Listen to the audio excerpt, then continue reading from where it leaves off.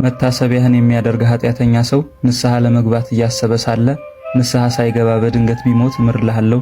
ስምህን የጠራ መታሰቢያህን ያደረገ መጽሐፈ ገድልህን የጻፈ ያነበበ የሰማ እስከ 15 ትውልድ ድረስ እምርልሃለሁ። እናትና አባቱ ሞተው ወደ ሲኦል ቢወርዱም ላንተ ስል ከሲኦል አወጣቸዋለሁ።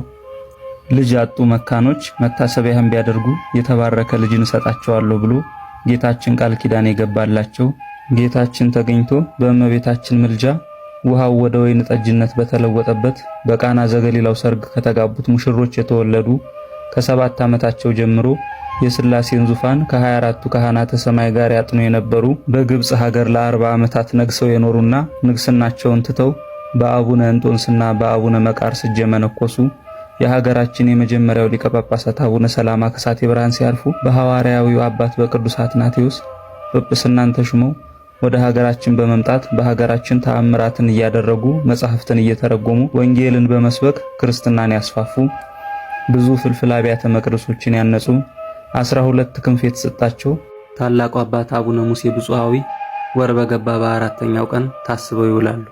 ለእግዚአብሔር ምስጋና ይሁን። እኛንም በአቡነ ሙሴ ብፁዓዊ ጸሎት ይማረን፣ ይቆየን።